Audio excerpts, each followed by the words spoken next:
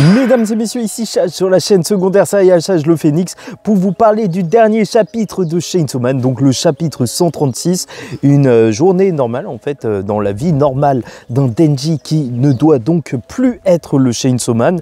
Et aujourd'hui il n'y aura pas forcément de gros montage, donc vous pouvez écouter cette vidéo en audio, faites comme vous voulez, vous êtes sur la chaîne secondaire Serial Chage le Phénix, on parle à chaque semaine des chapitres de Chainsaw Man et de toute manière je voulais faire un peu moins de montage sur les vidéos pour qu'elle sorte un petit peu plus vite. Là j'ai pas trop de connexion donc je ne pense pas qu'elle sortira alors que le chapitre est sorti il y a 1-2 heures, mais c'est pas grave, c'est pas grave.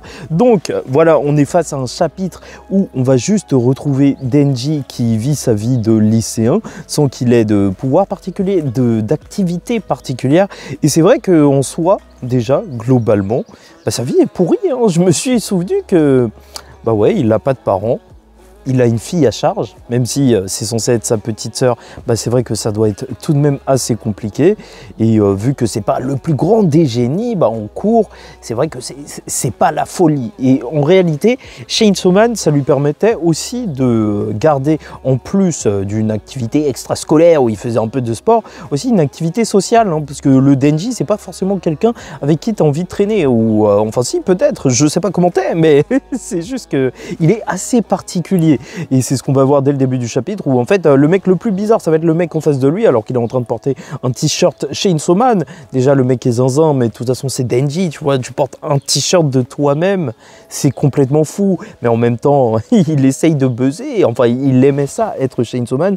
Donc il y a un mec qui est tout droit sorti de Twitter on dirait, qui va se ramener, qui va lui faire oui, tu te rends compte que tu portes un t-shirt d'oppresseur au final, vu que ça se trouve que Chainsaw Man il est en train de voler les actions d'Asamitaka, vu que tu vois Asamitaka bien sûr elle a décidé de rejoindre le fan club Chainsaw Man, et donc elle est en train de s'occuper des démons et que la population croit que Asamitaka est peut-être en fait à l'initiative de tout ce qu'a fait le Chainsaw Man depuis le début, alors que c'est vrai, le Chainsaw Man ressemble plus à un démon qu'autre chose avec sa tête de tronçonneuse.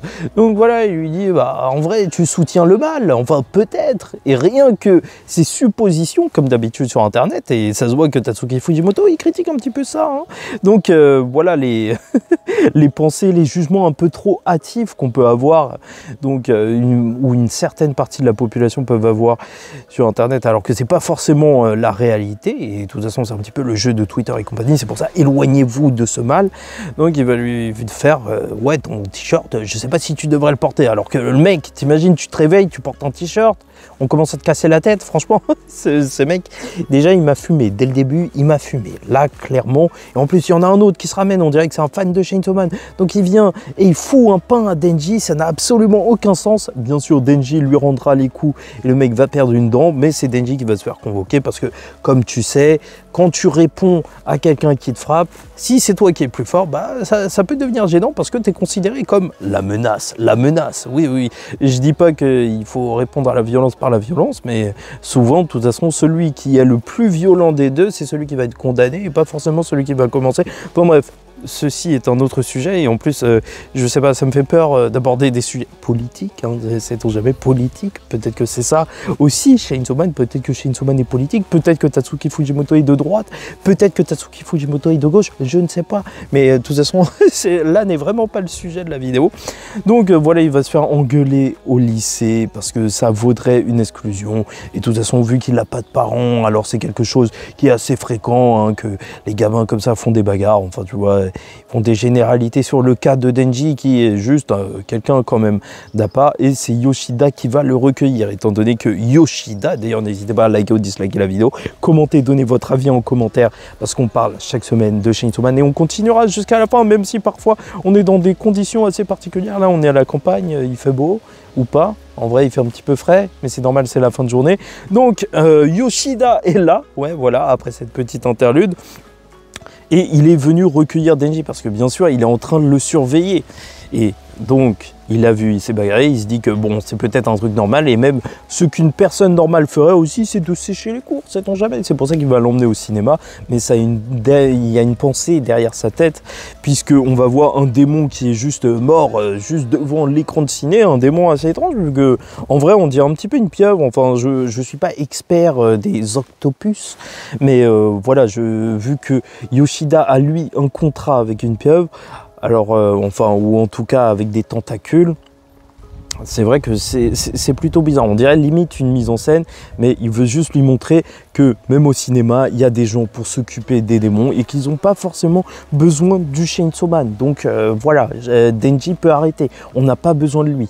Ce qui va peut-être l'achever parce qu'il s'en fout, tu vois, il veut juste regarder le film, il veut pas parler. Tu vois qu'il a vraiment un amour pour le cinéma et de toute façon, ça c'est l'amour de Tasuki Fujimoto pour le cinéma et rien que cette scène, déjà, bien sûr, elle me fait penser à Makima et Denji au ciné. En fait, Tasuki Fujimoto, placer ses personnages avec un rapport au cinéma, c'est quelque chose qui fait énormément. Et c'était quand même une scène iconique, hein, un des rendez-vous qui a rendu le plus heureux Denji, en vrai, d'être au cinéma avec Makima. Et là, en fait, Yoshida a un petit cadeau pour lui où ça va être quand même assez particulier. Mais juste avant, il y a une page qui m'a marqué. Et je sais que tout le monde va être plus marqué par la fin du chapitre, mais je tenais à vous le dire.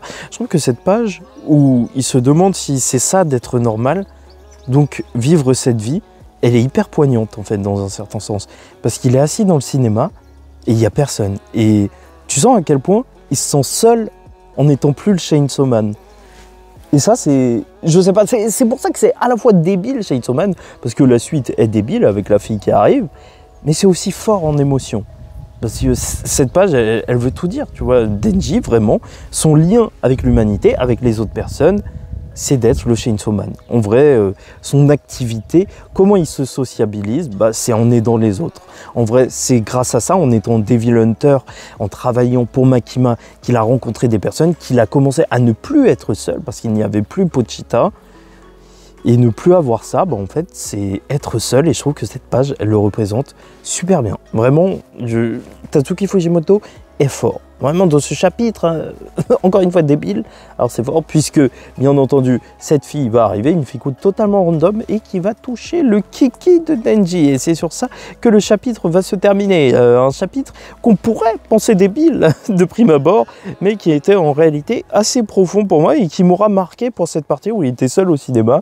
Mais oui, c'est marrant et hâte de voir ce qui va se passer. Peut-être qu'il a payé une prostituée ou peut-être, encore une fois, je vous avais parlé de ça, que Yoshida donc peut utiliser l'encre des pieuvres pour donc changer de forme et que c'est lui et cette fille, vu qu'il y a la théorie comme quoi Yoshida est gay et amoureux de Denji, mais là ça part beaucoup trop loin. Mais bon, sait-on jamais. Voilà, petite théorie éclatée. En fait, c'est Yoshida, cette fille, et c'est pas une prostituée qui l'aurait payé ou juste une fille qui est fan du Chainsaw Man ou de Denji. De toute façon, ce serait assez particulier d'être fan de Denji en normal sans le connaître, parce que c'est un mec qui sent pas forcément bon. Voilà, on va dire ça comme ça. Et bon, voilà, bon chapitre pour moi. Et de toute façon, on se retrouve dès la semaine prochaine pour la suite. N'hésitez pas à me dire en commentaire, encore une fois, ce que vous avez pensé de ce chapitre. En attendant la suite, je vous dis ciao tout le monde. Faites très attention à vous. Profitez des vacances, profitez du beau temps, du chant des oiseaux parfois, ouais. Et surtout, paix sur vous.